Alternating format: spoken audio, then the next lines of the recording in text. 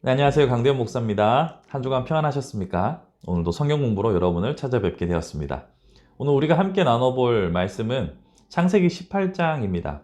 계속해서 우린 창세기를 살펴보고 있는데 이제 여러분이 너무나 잘 알고 있는 소돔과 고모라 사건을 앞두고서 하나님께서 아브라함에게 만나셔서 그 사건을 미리 고지해 주시는 장면을 오늘 본문에서 살펴볼 수 있습니다. 물론 그에 앞서서 그에게 아들을 주시겠다는 약속에 대한 고지도 함께 나오고 있습니다. 이때 사라가 웃지요. 물론 아브라함도 웃었습니다. 17장에 보시면 그가 웃었다라고 나오고 사라도 웃었습니다. 그래서 이삭의 이름이 웃음이란 뜻인지도 모르겠습니다. 자, 그런데 이 과정에서 하나님께서는 아브라함에게 자녀에 대한 약속을 그의 믿음이 어떠하든지 간에 그가 그 사실을 확신을 하든 그렇지 않든 하나님의 약속을 신실하게 지켜가시는 은혜와 긍휼을 보게 됩니다. 이 과정을 통하여서 이제 곧 이삭이 태어날 것을 우리는 알 수 있겠죠.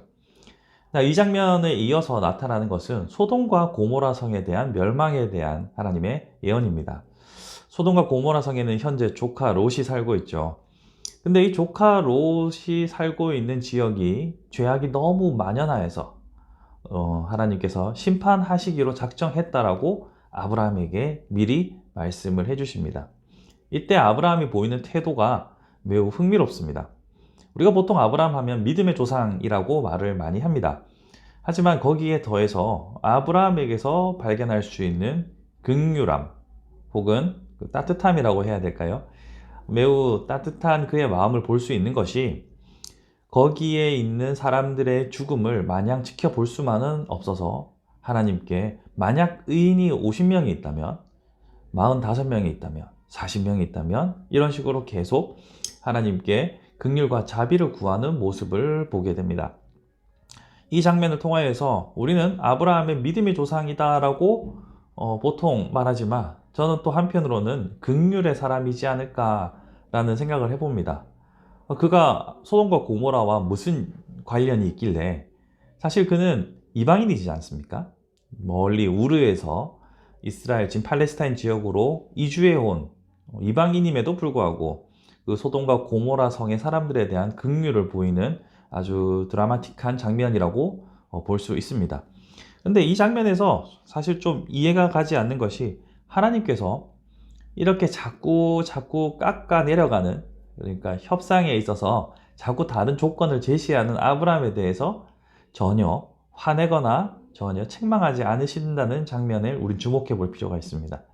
사실 물건값을 이런 식으로 깎으면 거래 안 합니다.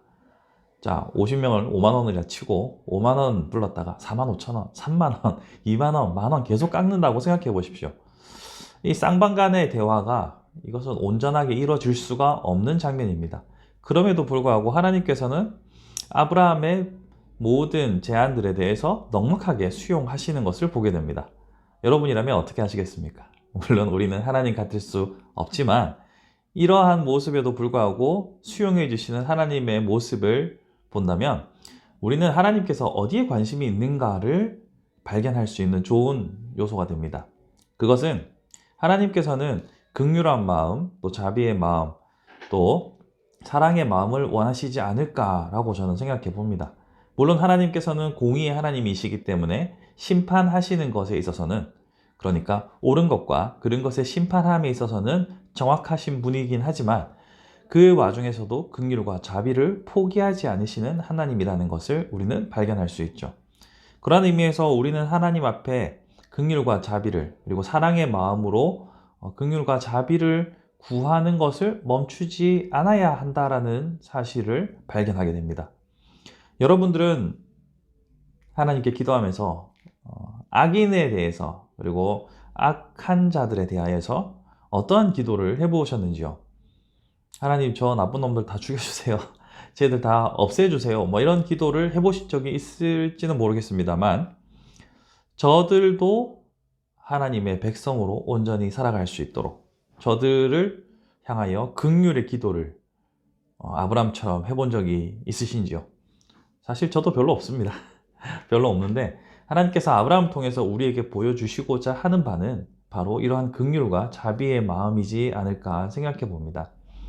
우린 살아가면서 수많은 악인들을 또 수많은 파렴치한 사람들을 보면서 살아갑니다. 그리고 그들을 향하여서 즉결 심판을 내리지 않으시는 하나님에 대하여서 때로는 원망할 때도 있고 때로는 분노할 때도 있죠. 그러나 아브라함처럼 우리가 그 영혼들도 귀하게 여기고 하나님의 백성으로 온전히 세워 나가기를 바라는 이런 긍휼의 마음이 얼마나 있는지 한번 생각해 보게 됩니다. 물론 저부터 반성을 하게 되죠. 하나님, 저 나쁜 놈들 다 없애주세요, 죽여주세요, 막 이런 분노에 찬 기도는 한 적은 있지만 그들조차도 변하여 새 사람이 되게 하옵소서라는, 그들도 구원에 이를 수 있도록 인도하옵소서라는 기도는 사실 별로 해보지 못했던 것 같아요. 이번 묵상을 하면서 아브라함이 가지고 있는 그 기본적인 따뜻한 마음, 기본적인 긍휼의 마음, 이 마음이 곧 저의 마음이 되기를 간절히 소원하게 되는 시간이었습니다. 오늘 창세기 18장을 통하여서 우리가 너무나 잘 알고 있는 사건이지만 우리는 과연 아브라함의 긍휼을 가지고 있는가? 아브라함과 같은 따뜻한 마음으로 하나님을 기쁘시게 하는 사람인가? 한번 생각해 보았습니다. 자, 오늘 여기까지 하고요. 다음에도 또 여러분과 함께 말씀을 나누는 복된 시간 기대하고 준비하도록 하겠습니다. 한 주간도 승리하십시오. 감사합니다.